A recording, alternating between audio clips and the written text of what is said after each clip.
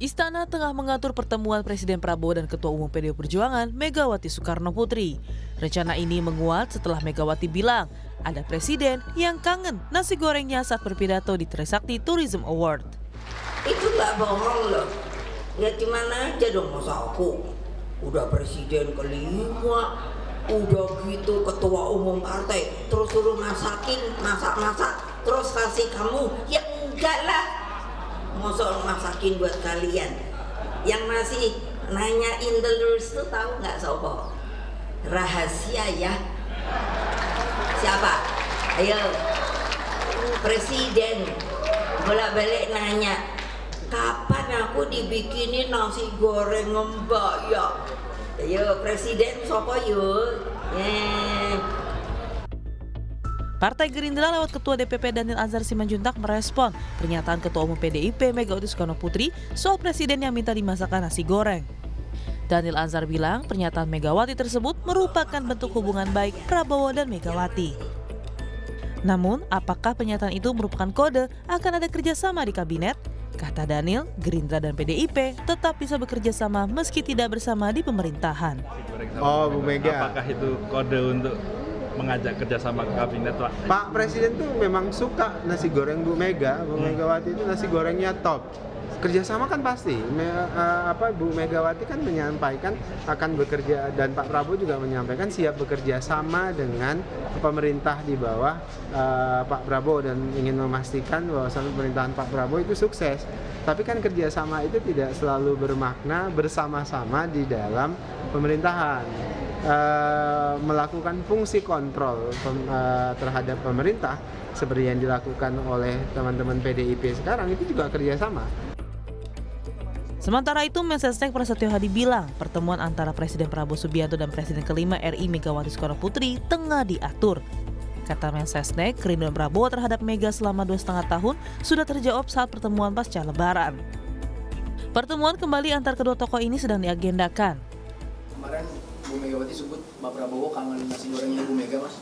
Kapan Mas mau soal lagi? Betul. Kapan Mas? Kan kangennya sudah 2,5 tahun, tapi kemarin kan sudah, alhamdulillah sudah ketemu beliau berdua gitu. Kapan lagi Mas bertemu? Buat Belum. makan nasi goreng lagi? Sedang diatur, tenang aja. Nasi goreng tampaknya menjadi sajian khusus dalam hubungan politik antara Prabowo Subianto dengan Megawati Soekarno Putri. Pertemuan terbuka Prabowo Megawati di hadapan publik yang diwarnai politik nasi goreng terakhir kali terlihat pada Juli 2019 lalu, pasca Prabowo kalah Pilpres dari pasangan Jokowi Ma'ruf Amin. Presiden Prabowo Subianto sempat bertemu Megawati Soekarno Putri dalam pertemuan tertutup di kediaman Megawati pada 7 April lalu. Kedua tokoh ini belum bertemu lagi secara terbuka di hadapan publik pasca Pilpres 2024. Tim Liputan, Kompas TV.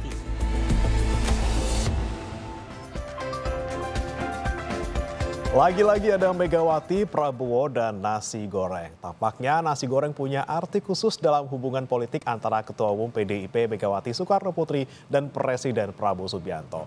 Istana bilang pertemuan keduanya sudah diagendakan. Lalu kapan dan seberapa besar pengaruhnya bagi peta politik nasional jika keduanya bertemu secara terbuka di hadapan publik?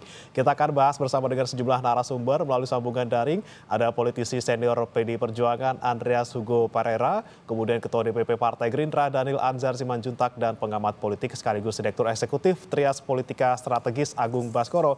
Selamat pagi Bapak-Bapak. Selamat pagi semua. Selamat pagi Mas. Salam sehat Bapak-Bapak. Saya mau ke Pak Andre dulu. Pak Andre, ini kan yang kode-kode dulu kayaknya Bu Mega ya di tanggal 8 kemarin ngomongin soal nasi goreng. Ini berarti memang untuk pertemuan yang selanjutnya ini memang Bu Mega yang pengen ketemu duluan dong, Pak Andre.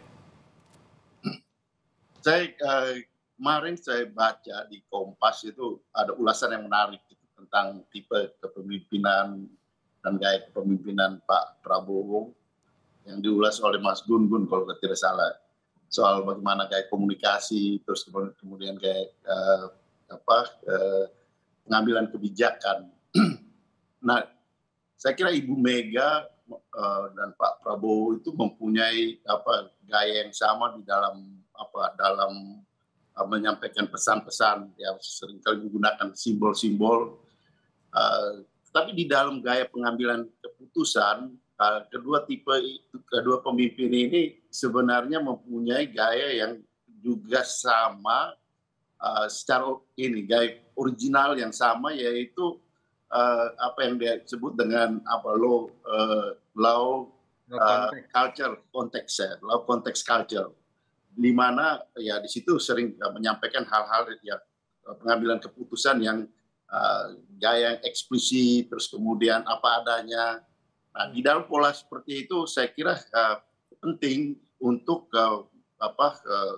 yang menyampaikan simbol, menyampaikan pesan kepada masyarakat, terutama sekarang dalam situasi sekarang ini. Saya kira lebih tergantung pada Pak Prabowo bagaimana memilah kawan di dalam proses pengambilan keputusan-keputusan yang penting. Dan di situ saya kira Pak Prabowo membutuhkan ya tentu kawan-kawan yang bisa dipercaya, bisa dipegang omongannya, dan kemudian ya bisa mengambil, dengan demikian bisa membuat keputusan-keputusan yang penting di dalam situasi bangsa kita ini gitu. Ya. Disinilah saya kira pentingnya komunikasi itu, pentingnya pembicaraan-pembicaraan yang terjadi antara ya Ibu Mega dan Pak Prabowo. Ya, tapi Pak Andre, apa sudah ada tanggalnya nih Pak dari Ibu Mega yang menentukan? Soal itu saya kira kita tentu ya melihat bagaimana momentum waktu yang tepat untuk kedua pemimpin. Tapi sinyal-sinyal seperti itu saya kira penting untuk kemudian juga ketika pembicaraan yang benar-benar itu tadi low context culture itu gitu, di mana hal-hal yang dibicarakan itu apa adanya. Kalau dalam bahasa lebih bahasa Indonesia terjemahan bebasnya lebih apa adanya gitu. Ya. Kita tidak bicara banyak basa-basi, tapi kita bicara apa adanya tentang bagaimana apa yang harus kita lakukan secara bersama. Saya kira itu yang penting. Tapi kalau kita kira-kira nih Pak Andre, apakah nanti memang nunggu sebelum Kongres, jadi ketemu Pak Prabowo dulu baru Kongres, atau seperti apa nih Pak Andre? Bisa dua-duanya. Oke, bisa antara setelah atau sebelum ya, Pak Andre ya. Tapi yang penting itu adalah substansinya, gitu. Substansi dan apa yang dibicarakan. Dan dua pemimpin ini mempunyai tipe yang tidak banyak basa-basi gitu di dalam berbicara ketika mereka bertemu, dan kemudian ketika mereka membuat kebijakan. Ya saya kira di dalam proses ini saya kenal Pak Prabowo dari dulu tuh gaya apa adanya, gaya straight to the point gitu.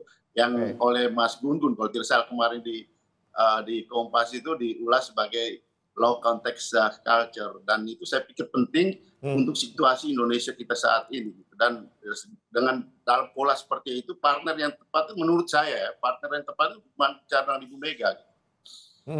Baik. Saya ke Bang Daniel. Bang Daniel, gimana untuk dari Pak Prabowo sendiri, apa memang sudah ada omongan di kapan kira-kira sudah menentukan tanggal seperti itu, Bang Daniel? Pada prinsipnya Pak Prabowo memang sejak awal kan ingin terus membangun komunikasi kebangsaan, komunikasi secara personal dengan Ibu Megawati. Pun demikian dengan tokoh-tokoh yang lain yang bagi Pak Prabowo perlu didengarkan dan dimintai nasihat. Itu poin pertamanya, Mas. Kemudian kedua, menariknya adalah memang Pak Prabowo suka cerita bahwasannya beliau suka nasi goreng Ibu Megawati. Nasi goreng Ibu Megawati itu enak. Malah sekarang saya berpikir, Bang Andreas, pernah nggak makan nasi goreng Bu Megawati? Malah justru saya pengen sekali sekarang juga ikut menikmati nasi goreng Bu Megawati. Tapi terlepas dari itu, Mas, ada filosofi yang menarik dari politik atau silaturahim nasi goreng ini. Nasi goreng ini adalah makanan populer di Indonesia, bahkan seringkali disebut kuliner rakyat. Ada dua hal yang saya tangkap dari politik nasi goreng. Pertama adalah ini simbol kebersamaan. Kenapa? Karena memang ini makanan populer bagi rakyat Indonesia, dia simbol kebersamaan, dia dinikmati enaknya itu pas hangat, setelah dimasak hangat begitu, kemudian dimakan bersama-sama untuk membangun persatuan. Itu simbolisasinya adalah persatuan. Nah, kemudian nasi goreng itu adaptasi kultural. Dia asalnya dari Tiongkok, kemudian diadaptasi oleh kuliner Indonesia, bahkan sekarang modelnya macam-macam. Nah, saya mau katakan apa? Politik nasi goreng ini adalah politik persatuan, politik yang dimana adaptasi terhadap perubahan-perubahan kebangsaan itu harus terus dilakukan untuk bersama-sama menuju Indonesia yang lebih maju. Ya. Itu agaknya pesan yang ingin disampaikan oleh Ibu Megawati, dan Pak Prabowo menyambut dengan baik karena memang persatuan, kemudian adaptasi terhadap perubahan-perubahan untuk kemajuan itu yang dihendaki oleh Pak Prabowo dan dihendaki oleh seluruh rakyat Indonesia. Oke, Begitu. baik. Ini ngomongin soal simbol nasi goreng ya. Tadi kata Pak Andre membaca di Harian Kompas, di ulasan Kompas, ada soal low culture context. Kemudian saya mau ke Mas Agung. Mas Agung, Anda melihat simbol nasi goreng ini yang memang selalu identik dengan Pak Prabowo dan juga Bu Mega, ini seperti apa? Inikah memang satu-satunya simbol yang bisa digunakan untuk menyatukan dua tokoh ini atau seperti apa? Iya, ini sebenarnya deja vu politik sih Mas ya, karena kita tahu nasi goreng ini juga pernah menjadi problem solver antara relasi Ibu Mega dengan almarhum Pak Gus Dur ya, karena waktu itu juga ada dinamika politik. Nah, tiba-tiba Pak Gus Dur datang ke Tuku Umar minta dimasakin nasi goreng. Nah, setelah itu baik tuh hubungan hangat lagi. Nah, 2019 Ibu Mega memasakkan nasi goreng juga ke Pak Prabowo. Pak Prabowo-nya jadi Menhan semacam itu. Nah, saya nggak tahu 2025 ini ada hal besar apa yang akan mengikuti ataupun mengitari politik nasi goreng yang akan dimasak Ibu Mega. Apakah Bang Andrea udah senyum-senyum itu Bang Andreas. Derajat mitra kritisnya berkurang. Kalau saya udah ngomong proporsi aja nih. Dari 50% menjadi 25% mitra kritis. Jadi mitra strategisnya 75%. Atau memang ya udah deh 100% aja mitra strategis ya. Mitra kritisnya nanti dulu. Jelang Pilpres 2029 saja misalkan seperti itu. Jadi saya melihat ketika Ibu Mega sudah melempar kode nasi goreng, itu bukan kode biasa secara politik, tapi akan ada hal besar yang akan mengikuti sikap PDIP, apalagi dalam waktu dekat, misalkan kalau jadi ada kongres ya, sehingga memutuskan secara definitif apa sikap PDIP, apakah sebagai mitra kritis atau sebagai mitra strategis, atau full salah satu, mitra strategis saja atau mitra kritis. Seperti itu sebagai pengantar Mas Bremana. Oke, Mas Agung, kalau Anda melihatnya juga ketika misalnya sudah bertemu nih tanggal 7 kemarin, ini kan sudah ada yang dibicarakan pastinya, walaupun kita tidak tahu persis apa yang mereka bicarakan karena tertutup. Anda melihatnya apakah di pertemuan yang selanjutnya ini, apakah memang melanjutkan kemarin yang diomongkan di tanggal 7, kemudian seperti apa kira-kira harusnya kedua tokoh ini bertemu? Apakah tertutup lagi atau lebih baik terbuka saja seperti itu? Iya, saya menyampaikan kalau masak nasi goreng itu susah untuk tertutup. Soalnya harumnya kemana-mana nanti ya. Bang Andreas juga tertarik ikut, Bang Dhanil juga apalagi pengen makan nasi goreng Ibu Mega. Jadi kemungkinan untuk tertutupnya kecil kalau udah nasi goreng dimasak itu. Jadi terbuka, bisa jadi diselebrasi. Dan kalau di pertemuan pertama ada banyak hati yang dijaga ya. Hati yang di Solo, hati publik yang lagi merasakan ekses kebijakan, maupun hati-hati yang lain lah semacam itu. Nah sekarang ini hati-hati itu sudah siap menerima apa adanya tadi ya, low context culture itu. Supaya apa? Ya Pak Prabowo butuh balance of power, relasi dengan Ibu Mega masuk, Pak Jokowi juga, Pak SBY. Supaya apa? Supaya beliau dapat menerima banyak masukan dari semua para presiden tadi. Dan kita tahu bersama bahwa Ibu Mega masih di BRIN dan BPIP. Kemudian Pak SBY sama Pak Jokowi masih di Danantara. Nah, kalau misalkan ada Watimpres untuk mengkerangkai relasi antar semua itu, tidak menutup kemungkinan Mas Bremana, ya semua presiden bisa satu forum sama Pak Prabowo memberikan masukan-masukan. Jadi saya percaya ketika itu mengemuka, maka fokus kita sebagai bangsa untuk membangun semakin lebih solid dan lebih kokoh seperti itu. Oke, baik. Tadi yang menarik dari Mas Agung dibilang bahwa ini bisa menjadi kedua kemungkinan ya Mas ya, mitra strategis atau yang satunya seperti itu. Saya mau ke Pak Andre. Anda melihatnya arahnya kemana nih pertemuannya Bu Mega dan juga Pak Prabowo? Seperti apa nanti PDIP ke depannya maunya seperti apa sama pemerintahan sekarang? Ya, saya kira yang penting itu adalah ya pembicaraan, pertemuan dan kemudian pembicaraan yang saya tahu, saya kira kita semua mengenal tipe dari kedua pemimpin ini yang kalau bicara di dalam proses pengambilan kebijakan dan kemudian bagaimana mereka berpendapat secara original itu biasanya baik Ibu Mega maupun Pak Prabowo itu bicara apa adanya di antara mereka gitu. Dan pembicaraan itu menurut saya penting untuk kemudian dikeluar sebagai kebijakan gitu. Kenapa? Karena kita tahu di dalam gaya komunikasi yang kalau kita lihat sekarang orang kita itu suka apa? Suka dengan gaya yang lebih banyak masyarakat ya maksud saya itu hal-hal yang sifatnya basa-basi gitu. Kalau di istilahnya yang dikutip oleh Mas Gun di Kompas kemarin itu justru high context culture gitu. Lebih banyak bicara kita sih ingin gotong royong, kita ingin bersama, tetapi faktanya di dalam politik itu oke gitu. Tapi kita harus juga mempunyai kalau Bung Karno bilang itu teman ideologis, teman strategis dan teman taktis gitu untuk menghadapi berbagai situasi. Dan disitulah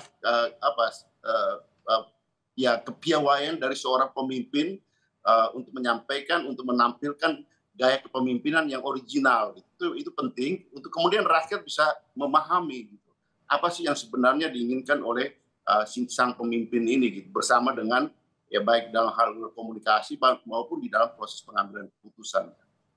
Oke, baik. Bang Daniel, kalau menurut Anda seperti apa? Kira-kira ketika misalnya nanti Pak Prabowo sama Bu Mega ketemu lagi gitu ya, dan ini kemudian kan juga pasti ada harapan dari Pak Prabowo gitu ya terkait dengan bagaimana sikap PDIP di pemerintahan seperti itu. Apakah memang nanti Pak Prabowo juga ingin pemerintahan ini berjalan mulus gitu ya tanpa adanya hambatan ataupun adanya hal-hal yang lain misalnya ketika nanti sudah bertemu dengan Bu Mega seperti itu, Bang Daniel? Ya, kalau pemerintahan ada hambatan itu hal yang wajar ya, dan hambatan itu yang justru menjadi tantangan yang harus diselesaikan dan ditangani oleh pemerintahan pada saat ini. Kemudian kedua, pertemuan dengan Ibu Mega, pertemuan dengan tokoh-tokoh yang lain itu sangat penting untuk menemukan perspektif yang dilihat oleh Ibu Megawati sebagai outsider misalnya pada saat ini. Karena kadang-kadang outsider ketika melihat dari jauh itu bisa melihat lebih luas, helikopter view gitu kira-kira, dan itu akan sangat membantu penyelesaian masalah. Karena Pak Prabowo berkepentingan tentu mengidentifikasi setiap masalah yang ingin beliau tangani. Karena perspektif seorang mantan presiden itu tentu berbeda dengan perspektif seorang Dhanil misalnya. Kenapa? Karena beliau pernah menangani secara langsung, kemudian presidential feeling itu beliau dapati. Nah, itu yang kemudian akan sangat membantu Pak Prabowo ketika berbicara dan berdiskusi banyak dengan Ibu Megawati. Kemudian ketiga, kalau terkait dengan posisi PDIP atau dalam hal ini Ibu Megawati bekerja sama dengan pemerintahan, toh selama ini memang secara langsung sebagai mitra strategis juga dilaksanakan Ibu Megawati. Tadi disebutkan oleh Mas Agung bahwasannya Ibu Megawati sampai dengan detik ini masih menjabat di BPIP, juga di BRIN, artinya kontribusi secara parsial Ibu Megawati di dalam konteks penelitian, riset, kemudian penanaman ideologi Pancasila itu sedang dan terus beliau lakukan di dalam pemerintahan. Ya. Nah, di sisi lain Pak Prabowo juga menghormati tugas-tugas sebagai mitra kritis, dan kita membutuhkan itu sebagai sebagai langkah introspeksi. Pak Prabowo selalu mengatakan setiap kritik dari siapapun termasuk dari teman-teman PDIP itu harus menjadi self correction, jangan kemudian denial dan sebagainya. Itu yang selalu diulangi Pak Prabowo dalam setiap rapat kabinet yang saya hadiri. Baik. Kalau Mas Agung melihatnya seperti apa, Mas Agung? Kira-kira paling besar kemungkinannya kemana nih? Mitra strategis atau mitra kritis? Atau malah justru nanti berkoalisi seperti itu kalau melihat kondisi yang kemarin-kemarin ini? Ya, kalau dari senyum Bang Andreas nih mitra strategisnya agak kuat ya. Jadi porsinya sudah lebih dari 50%. Yang terakhir kemarin di Undang-Undang TNI itu ya. Dimulai oleh Pak Utut, Ketua Panja, diketok oleh Mbak Puan ya, Ketua DPR. kurang strategis apa itu Mas Bremana ya, sangat strategis. Nah saya kira PDIP juga dalam tanda petik, ini udah kita kawal, ini gimana ke depannya. Makanya kode-kode nasi goreng itu disampaikan secara langsung Ibu Mega di hadapan kader maupun publik. Dan saya melihat memang di sisi Pak Prabowo juga ada kebutuhan dalam artian walaupun koalisi Indonesia Maju Plus itu sudah dikonsolidasikan 81% dan PDIP sisanya, bukan berarti koalisi itu bersifat statis, Mas Bremana. Ya. Bisa saja ketika PDIP ada arahan mau masuk, di koalisi Indonesia Maju Plus itu juga ada dinamika dan tarik-menarik ya. Apalagi nanti ketika pembahasan soal 2029 mengitari itu semua. Sehingga bisa jadi ya PDIP ini bisa menjadi semacam exit strategi ataupun buffer strategi dari Pak Prabowo untuk memastikan Kim Plus ini tetap solid, nggak ada PDIP, apalagi ketika PDIP masuk semacam itu. Sehingga balance of power itu terjadi, tidak ada kecenderungan ataupun kedekatan khusus kepada salah satu katakanlah presiden dari sisi Pak Prabowo, sehingga beliau bisa memainkan politik yang sehat dan demokrasi yang berkualitas kepada semua pihak, kepada semua partai manapun. Artinya beliau punya punya jalur, punya visi, punya jalan, tidak ada ya istilahnya kecenderungan bahwa satu tokoh saja beliau bergantung satu partai saja, tidak demikian. Dengan hadirnya PDIP itu bisa membuat semuanya menjadi rasional, realistis dan objektif melakukan relasi dengan Gerindra maupun dengan Presiden Prabowo seperti itu. Oke, Pak Andreas, gimana nih menanggapinya? Benarkah memang nanti lebih ngarahnya ke strategis dibanding dengan kritis? Misalnya mungkin apakah selama ini Bu Mega akhirnya sudah melunak gitu ya, berada di luar pemerintahan, Bang Andre? Saya kira kita terlalu banyak repot dengan istilah-istilah gitu, terminologi yang kita kemas gitu. Nah ini yang dibilang high context culture itu gitu kan. Kadang-kadang kita dalam berkomunikasi kita mengemas itu menjadi seolah-olah indah semuanya gitu. Tetapi di dalam kenyataan justru ya lebih banyak pura-puranya gitu. Nah ini misalnya, saya ambil contoh, ketika di zaman Pak SBY dulu, PDI Perjuangan satu-satunya partai yang berada di luar pemerintahan. Tapi tidak kalah juga yang ada di dalam pemerintahan itu justru melakukan kritik-kritik yang keras, bahkan lebih oposan dari PDI Perjuangan, gitu, membuat pusing pemerintahan pada waktu itu gitu. Kenapa? Kita terlalu banyak sibuk dengan kemasan terminologi ini gitu. Sementara konteks substansinya kita tidak perhatikan. Saya kira saat ini waktu yang tepat, saya kira Pak Prabowo memahami persis atau Ibu Mega pun memahami persis untuk kita lebih melihat pada aspek substansinya gitu. Saya katakan tadi misalnya di dalam berkomunikasi untuk menyenangkan publik kita ya menggunakan istilah-istilah yang high context culture tadi, tapi di dalam pengambilan kebijakan saya kira lebih tepat waktunya untuk low context culture. Apa adanya, kita melihat proses problem-problem apa yang kita hadapi, dan itu saya kira dalam hal ini, baik antara Ibu Mega maupun Pak Prabowo, ketika mereka berbicara, saya yakin bahwa itu akan dibicarakan secara terbuka apa adanya.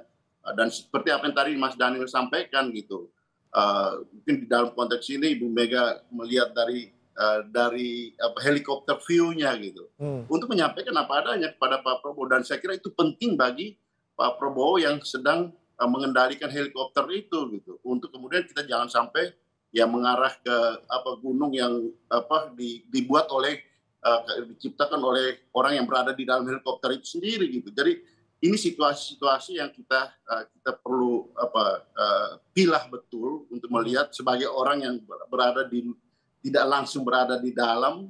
Ya buat saya, buat kami, saya kira itu penting untuk disampaikan kepada Pak Prabowo. Ya, Anda setuju, Bang Daniel, pernyataannya tadi takut siapa ada yang jadi pura-pura di dalam ataupun seperti apa nih kalau Anda melihatnya, dan kira-kira nanti memang apakah pertemuannya tadi terbuka atau tidak seperti itu enaknya? Kalau kata Pak Andre kayaknya lebih enaknya terbuka gitu ya, kalau dari Bu Meganya bilang seperti itu. Ya, dalam politik pasti ada yang pura-pura begitu, pura-pura mendukung, pura-pura tidak mendukung, kan selalu ada yang begitu. Ada panggung depan, ada panggung belakang, begitu. Itu kan selalu terjadi dalam politik. Tinggal sensitivitas kita melihat mana panggung depan dan panggung belakang itu dibutuhkan, baik sensitivitas para pemimpin politik termasuk sensitivitas dari rakyat. Itu penting sekali karena ketika rakyat paham ini adalah panggung depan misalnya, mereka akan berusaha mencari fakta panggung belakang dan itu yang menjadi upaya koreksi yang bisa dilakukan oleh rakyat termasuk para pengamat.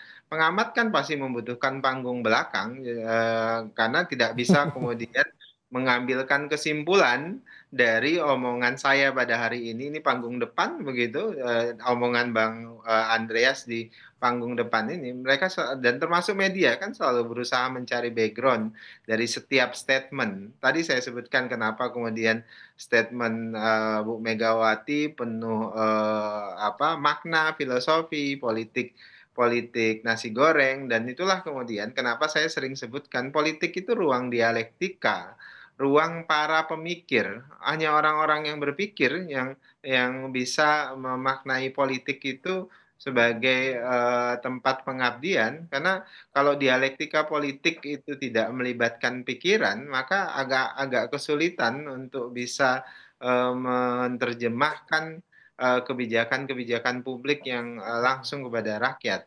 Sebab itulah seni dalam komunikasi politik, seni dalam dialektika yang juga sedang dilakukan oleh Ibu Megawati terkait dengan istilah politik nasi goreng itu adalah seni yang tinggi menurut saya dan filosofinya tinggi, dan itu juga menunjukkan keberpihakan terhadap rakyat, bagaimana kemudian kepentingan rakyat itu harus menjadi pembicaraan yang paling populer.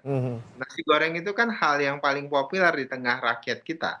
Oleh sebab itulah Ibu Megawati menggunakan simbol itu, selain memang Pak Prabowo dan Bu Megawati suka nasi goreng ya. Tapi itu menjadi simbol bahwasannya pembicaraan antara kedua pemimpin ini itu harus bicara tentang rakyat, bicara tentang kebutuhan-kebutuhan utama rakyat. Itulah dan kita semuanya tahu nasi goreng itu sangat disukai oleh kebanyakan bahkan seluruh rakyat Indonesia. Insya Allah yang dibicarakan oleh Ibu Megawati dan Pak Prabowo itu adalah kepentingan rakyat kebanyakan. Oke, ini kedepannya kita melihat ada potensi antara PDIP dan juga pemerintah ini semakin erat hubungannya. Kemudian bagaimana nanti fungsi check and balances di pemerintahan, kita akan bahas lengkapnya saudara di Sapa Indonesia Pagi pada pagi hari ini usai jeda berikut ini.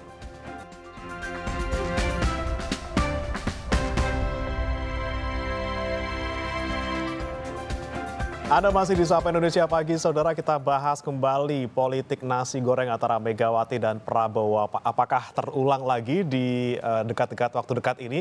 Saya akan tanyakan lagi ke Mas Agung Baskoro. Mas Agung tadi menyambung pertanyaan saya sebelum jeda tadi terkait dengan kalau misalnya terjadi pertemuan antara Megawati dan juga Prabowo sekarang nanti mungkin dalam waktu dekat gitu ya, kemudian dilakukan secara terbuka dan mungkin ini kan membuat hubungan PDIP dengan pemerintah semakin erat. Nah, kemudian bagaimana nanti memastikan check and balances tetap terjaga? Walaupun tadi seperti kata Pak Andri juga bahwa kritik juga bisa datang dari dalam seperti itu.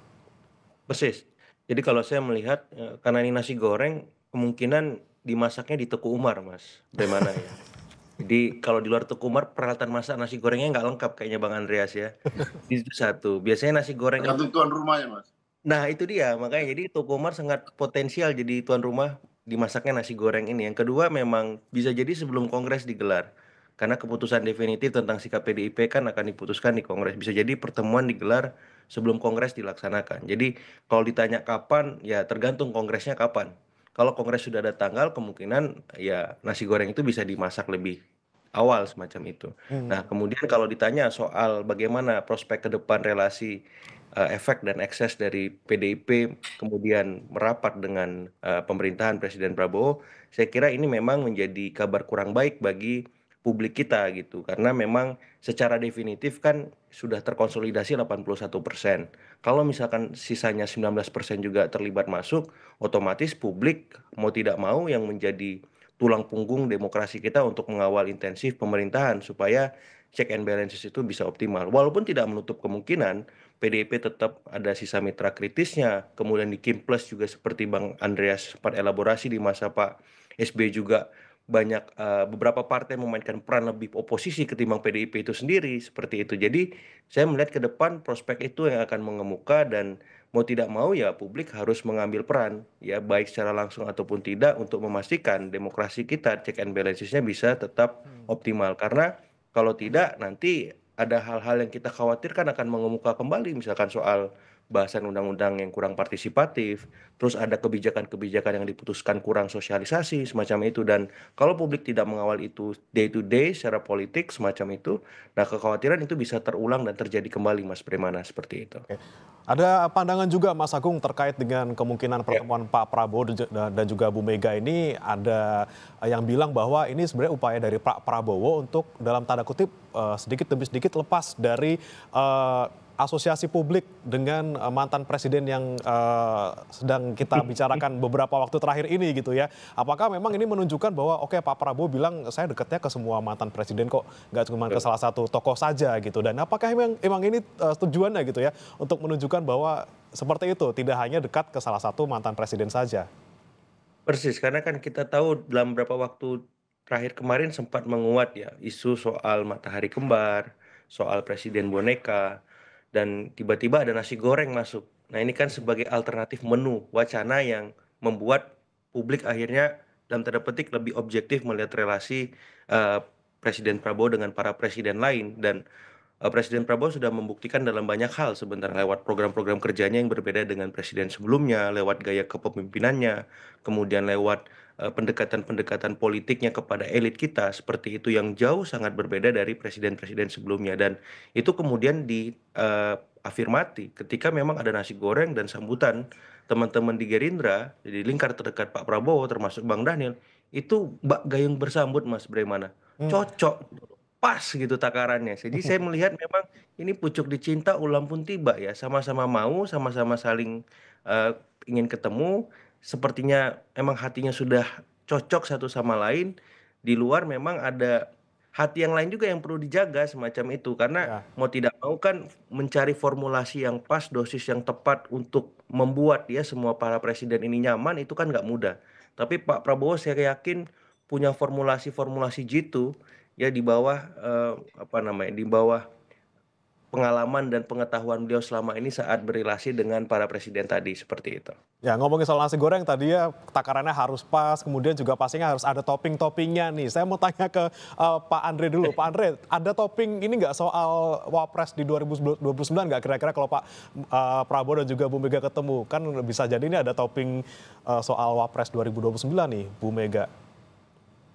Saya nggak tahu persis kalau itu, saya nggak tahu, dan masih cukup jauh gitu. Artinya peta politik dan dinamika politik di kita ini kan bisa cepat sekali berubah gitu. Jadi terlalu prematur kalau terlalu pagi kita membicarakan soal itu. Meskipun orang bisa menerka dan itu ya mungkin menarik buat masyarakat, tapi menurut saya ya belum waktunya gitu. Menurut saya untuk membicarakan itu, karena banyak hal ya tantangan-tantangan yang kita hadapi saat ini yang harus diatasi terutama oleh Pak Presiden tentunya Pak Prabowo. Tapi orang lain mungkin berpikir seperti itu gitu. Nah saya kira justru itu kita tidak terjebak di dalam cara berpikir orang yang melihat dari kekuasaan ke kekuasaan, dari pemilu ke pemilu gitu. Karena disinilah kita perlu ya kalau Anda berada bersama dengan kekuasaan, ya bagaimana kita setelah memenangkan kekuasaan itu, bagaimana kita menggunakan kekuasaan itu untuk kepentingan dan janji-janji yang sudah kita sampaikan kepada rakyat. Itu saya kira prinsip itu ya PDI Perjuangan kita pegang betul, bagaimana ya kita melihat pentingnya ya ada di dalam proses pemerintahan maupun ada di luar proses pemerintahan, tapi kita bagaimana menggunakan PDI Perjuangan, partai yang meskipun kita tidak ada di dalam pemerintahan saat ini, tapi di DPR, di parlemen kan mempunyai kekuatan yang cukup besar untuk juga bersama-sama di dalam proses membangun negara. Saya kira itu yang paling penting gitu. Artinya tidak hanya kita melihat dari kekuasaan dari waktu ke waktu, habis pemilu kita berpikir untuk pemilu berikut. Meskipun kita tahu bahwa ada orang yang berpikir seperti itu gitu. Oke. Ya Bang Daniel, Anda setuju Bang Daniel, kita nggak usah ngomongin soal pemilu ke pemilu karena memang masih jauh, tapi kan omongan dari luar ini sudah sangat ramai gitu ya. Ini ngomongin Wapres kali ya ketika Pak Prabowo ketemu sama Bu Mega gitu. Tidak, jadi ya terlalu tadi disebutkan oleh Bang Andreas, terlalu dini, terlalu subuh kira-kira begitu kalau bicara tentang itu. Karena politik kita kan faktanya ya detik terakhir. Jadi sabar saja, yang jelas yang akan dibicarakan oleh Ibu Megawati dan Pak Prabowo tadi saya sebutkan hal-hal yang terkait dengan nasi goreng. Maksud saya adalah terkait dengan kepentingan rakyat banyak. Nasi goreng itu kan apa namanya seleranya seluruh rakyat Indonesia. Artinya simbolisasi nasi goreng itu adalah simbolisasi kepentingan rakyat banyak. Ya tentu yang akan dibicarakan adalah bagaimana pembangunan agenda pembangunan yang akan dibawa oleh Pak Prabowo 5 tahun ke depan, 4 tahun lebih ke depan itu bisa lebih baik, bisa ada harmonisasi, kemudian ada akselerasi. Nah, itu yang diharapkan oleh Pak Prabowo. Kemudian yang kedua terkait dengan hati-hati lain tadi yang disebutkan oleh Mas Agung, ya nasi goreng itu pakai hati enak begitu. Jadi bahkan pakai hati begitu supaya kemudian rakyat itu bisa bisa menikmati nasi goreng yang lebih enak. Maksud saya adalah kebijakannya itu jauh lebih baik begitu. Kebijakannya jauh lebih menguntungkan kepentingan rakyat banyak. Jadi ketika nasi goreng ditambah hati artinya adalah kepentingan rakyat banyak itu jauh lebih lebih apa lebih bisa dilayani dan bisa lebih baik. Kenapa? Karena ada komunikasi yang baik antar presiden yang sedang memerintah dan sedang memimpin dengan mantan-mantan presiden yang punya pengalaman panjang melayani rakyat. Kira-kira Ya, begitu. nasi goreng pakai hati enak, tapi kalau tanpa kerupuk kurang lengkap katanya ya. Saya ke Mas Agung, ini kalau kerupuknya ini kan dibilang kan pendamping gitu ya. Tadi saya bilang juga butuh topping, pendamping, ini kan ngomongin soal wakil juga nih ya. Gimana nih Mas Agung, benarkah kita terlalu awal untuk ngomongin soal kerupuk ini? Kita kasih kerupuknya nanti aja deh di akhir, seperti orang-orang bikin nasi goreng gitu ya. Sebenarnya 2029 itu yang memanaskan awal Gerindra, Mas Bremana ya, karena sudah mendeklarasikan awal Pak Prabowo. Cuman Wapres ditahan dulu. Sama seperti PAN, ya, presidennya Pak Prabowo, Wapres nanti dulu, ya. Demokrat ngasih sinyal, Golkar juga ke Pak Prabowo semuanya. Wapres nanti dulu. Nah, saya nggak tahu nih PDIP, presidennya Pak Prabowo, Wapres, kita kan nggak ngerti. Jadi sebenarnya udah panas nih mesin. Ya, jadi kalau misalkan tadi Bang Andre, Bang Daniel malu-malu, nah saya nggak boleh malu-malu, harus low context culture ini ngomongnya, apa adanya ya kan. Karena ini bisa jadi toping yang dibahas juga, walaupun bisa jadi bahasanya tadi ya, misalkan ada soal, ini kalau PDIP sebagai mitra strategis, boleh nggak nambah lagi kadernya misalkan. Misalkan kan kader tidak langsung ada Ibu Sri Mulyani, Pak Budi Gunawan, atau Pak Basuki misalkan. Tambah lagi boleh nggak Pak Prabowo, misalnya nih saya coba berdialog imajiner di tengah-tengah antara Pak Prabowo dengan Ibu Mega ya, gitu. Boleh nggak nambah lagi kader yang tidak langsungnya.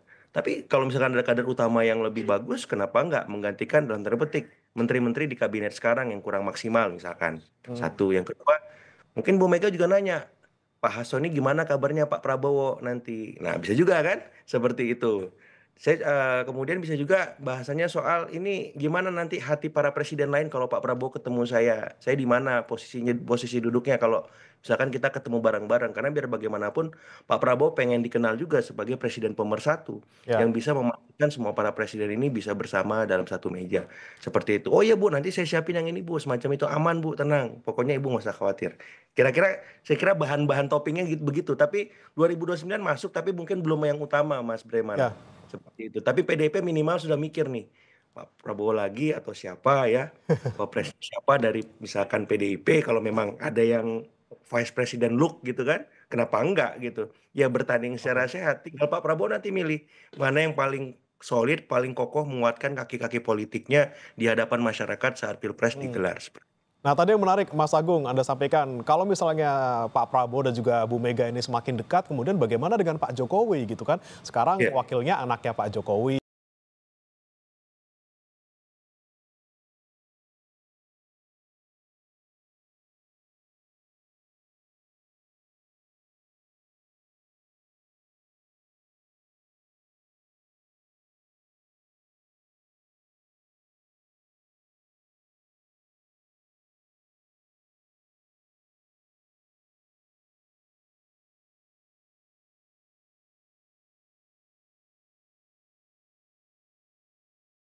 Terus kemarin juga sedikit banyak tentunya peran Pak Jokowi untuk kemenangan Pak Prabowo juga besar seperti itu. Gimana Mas Agung melihatnya? Ya, karena politik dinamis, ya bab Presiden Jokowi dengan misalkan Wakil Presiden Gibran itu kan memang 2024. Dan memang ada fakta historis di politik kita bahwa di term kedua itu wapresnya selalu beda, Mas Bremana. Pak SBY dengan Pak JK, kemudian dengan Pak Budiono. Kemudian Pak Jokowi dengan Pak JK, kemudian dengan Pak Maruf Amin. Nah, ini Pak Prabowo ini akan mengikuti linear semacam itu yang beda, sehingga Mbak Puan ada peluang juga kan mendampingi. Karena kemungkinannya kalau lihat fakta historik itu memang untuk periode kedua agak berat Wapres ini bisa berdamping lagi karena kebutuhan dan tantangan politiknya berbeda jauh. Kan kalau kita memilih menteri saja tuh matriks elektoralnya banyak, apalagi seorang wakil presiden. Misalkan dalam tanda contoh Pak Prabowo ini kan dikenal sebagai figur nasionalis. Nah, kebutuhan beliau akan figur misalkan santri itu kan cukup tinggi saling melengkapi. Tapi nggak apa-apa juga nasionalis seperti halnya sekarang Mas Gibran semacam itu. Jadi siapa figur nasionalis? Nah, bisa saja Mbak Puan, Mas AHY misalkan atau Mas Gibran lagi. Tapi tergantung situasi politik hari ini. Kalau misalkan hari ini memang dalam tanda petik keluarga Solo terus mendapat serangan bertubi-tubi, ya saya agak pesimis Mas Gibran bisa menjadi pendamping kembali. Walaupun tidak menutup kemungkinan bisa ya, asal memang manuver-manuver taktis Mas Gibran dan keluarga Solo itu bisa menepis serangan tersebut, memastikan mereka punya posisi tawar politik. Dalam artian misalkan Mas Gibran gabung ke partai. Tapi kalau Mas Gibran sampai sekarang misalkan belum,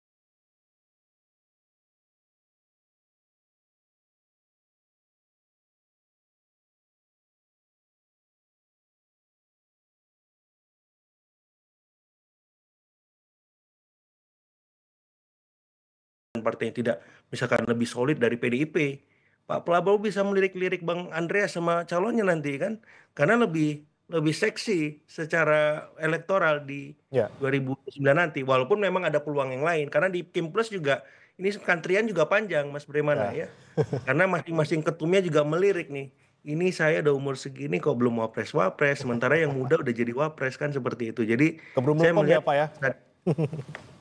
Belum pemurupuknya ya?